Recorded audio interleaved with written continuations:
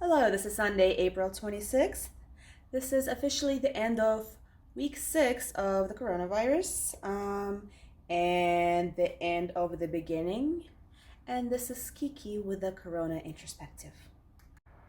The recent numbers reflect we've almost reached 3 million coronavirus cases worldwide, and unfortunately, we've lost about 200,000 people.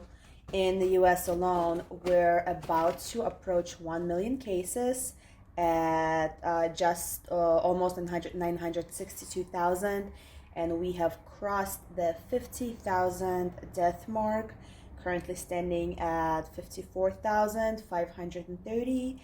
And in the state of Maryland, where I am reporting from, we have about 18,500 cases with 827 deaths and growing.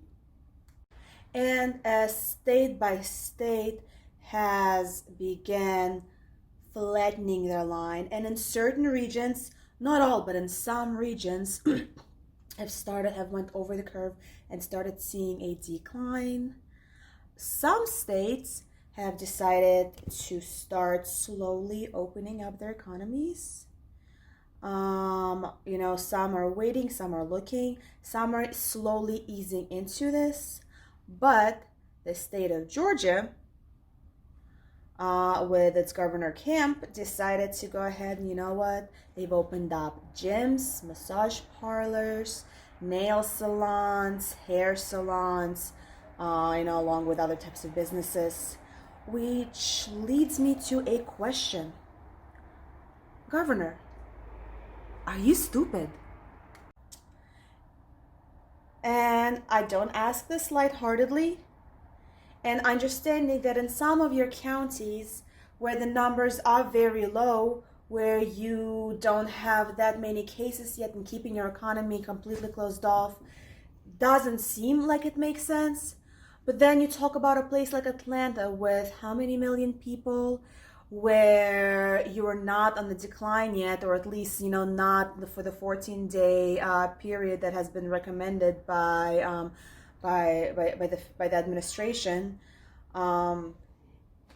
Look, I hate to think of you as the guinea pig because I don't wish that on anybody, but you have just made your state and specifically the people of Atlanta your guinea pigs to see how they will fare by reopening everything while COVID is still strong in your state, which, can I say, will disproportionately affect those that need to go to work, will disproportionately affect African American, Latino, Black and Brown populations, as a lot of these populations are our essential workers, so they can't help but go to work.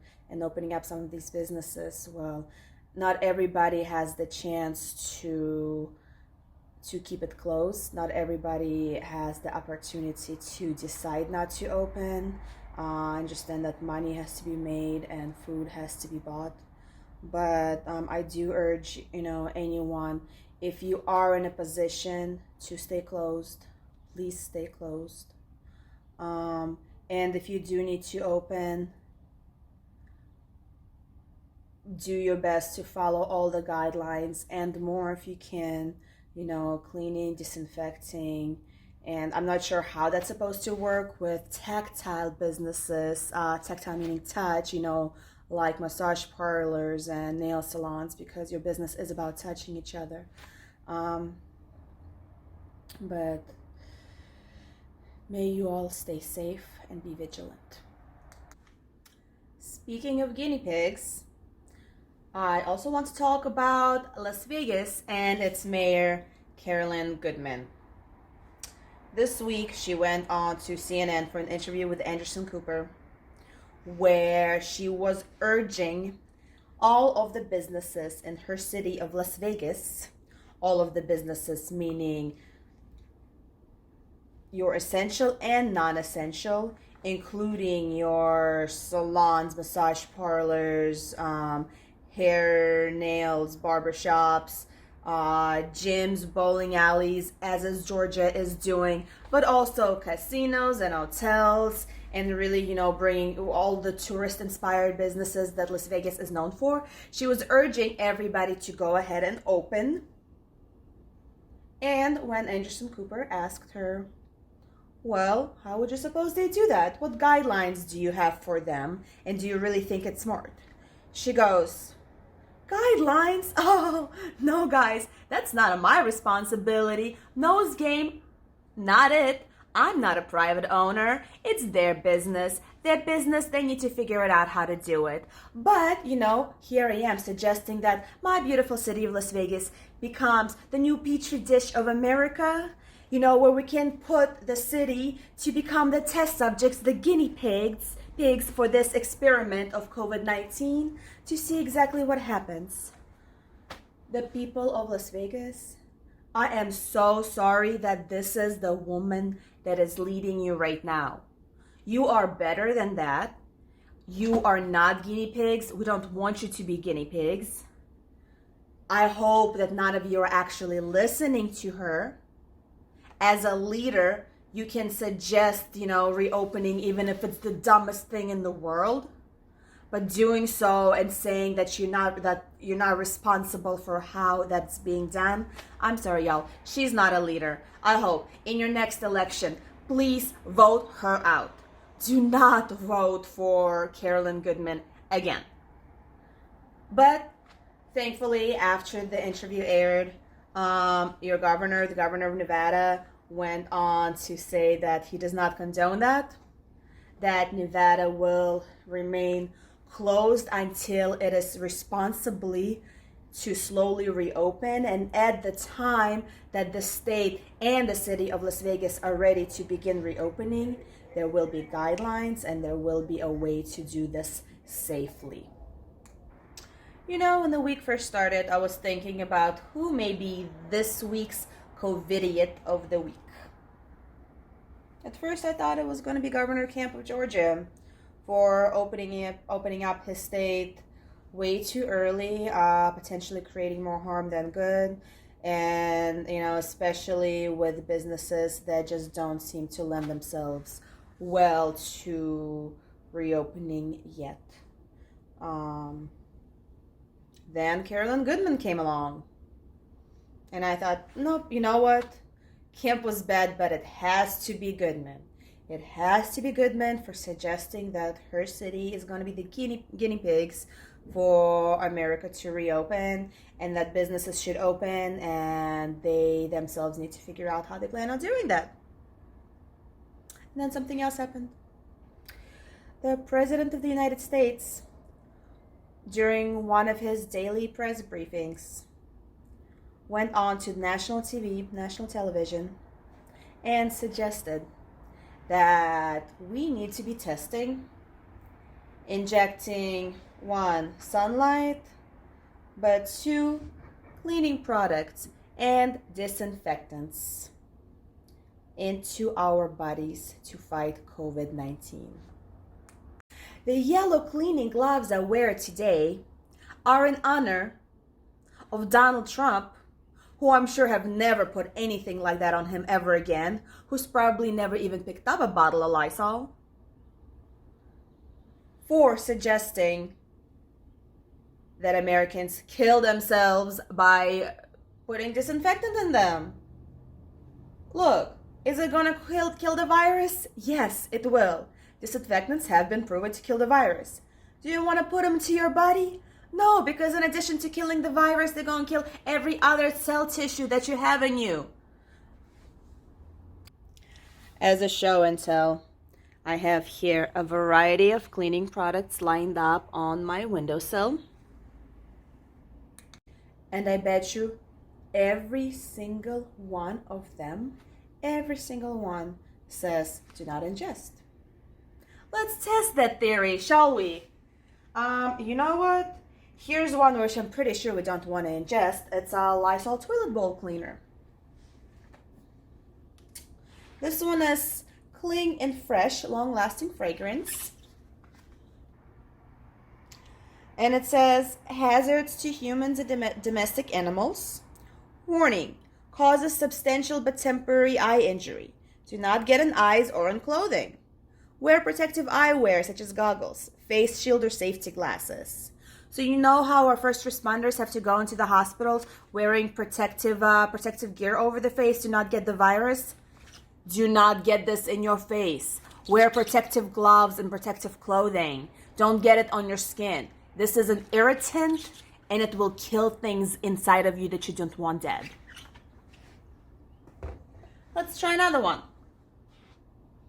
How about this carpet cleaner? Folex Instant Carpet Remover. This one is actually known to be pet safe. This is, one of the most harmless carpet cleaning products that I could find on the market that also works fantastically well. And even this says in big letters, keep out of reach of children. Why? Because children like to put things in their mouth and drink things and ingest things into themselves. This is not for consumption. Let's try one more. This one. This is an unscented, eco-safe, natural dish soap from Whole Foods. Oh. See, 365, the Whole Foods brand. What does it say in the back? Oh, look, this one has a whole big section on safety and precautions. Keep this and all cleaning products out of the reach of children. Eye irritant. Contact a physician if irritation occurs. Harmful if swallowed. If soap is ingested, drink plenty of water and do not induce vomiting. Consult a physician or healthcare professional. So essentially it says it's an irritant, don't get it in your eye, and it's harmful if swallowed. And this is a product that we use to wash our dishes with, that we get on our hands and on our skin, and yet we're not supposed to ingest it. So I wonder, what exactly kind of chemical or disinfectant products are we allowed to ingest to fight this virus? After the statement was made, states everywhere have reported a spike in calls to their poison control hotlines, specifically asking about, can they drink Lysol? Can they drink bleach? Listen, you can't fix stupid. Unfortunately, that goes both for the people that thought that they could listen to the president. I will give the ones that called to ask first, the ones that, they called the poison control hotlines, that wanted to double check that information. I give them props for at least wanting to double check, because you know what? Maybe you don't know right now. Hopefully now you do. But if you didn't know it, then oy vey. And no thanks to the COVIDiot in chief, COVIDiot of the week, for suggesting America as a whole take on the Tide Pod challenge. So maybe it'll kill the virus in the process. I wanted to conclude today that even though we still have a long way to go, even though for most states we haven't reached our peak yet, but there is potential of some light somewhere, with New York, who has the biggest, the biggest numbers in the U.S., who accounts for more cases in the U.S. than any other state, has been on a steady decline, both in cases and hospitalizations and in deaths. Still, numbers are tragic, and unfortunately, that where that peak happened way too high. But at the same time, as New York is in the decline, many other states are beginning to plateau. Again, unfortunately, the plateaus are still too high. But if nothing else, we have proven that with appropriate social distancing and appropriate measures, we can control this virus. So let's continue. Stay strong. We're going to get through this. We're going to be all right.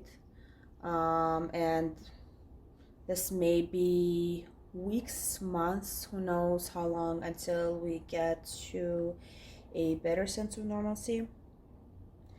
Hope for less COVIDiots going out to the national TV, putting up their states to be, the guinea pigs, whether it's Georgia or, Las Vegas, and hopeful. Trump's aid team has been pushing him to stop doing these press briefings. You know what? I think it is a great idea because, like it or not, there's still thousands of people that listen to him and, that don't have, unfortunately, a better mind of their own. So, if he's gonna spew out dumb shit like he's been saying this week, then maybe he needs to get off and stop doing these briefings. But in the meantime, there's going to be some light at the end of the tunnel. So I'm gonna take the gloves off for this part. I hope you stay safe. I hope you stay vigilant. Love and light.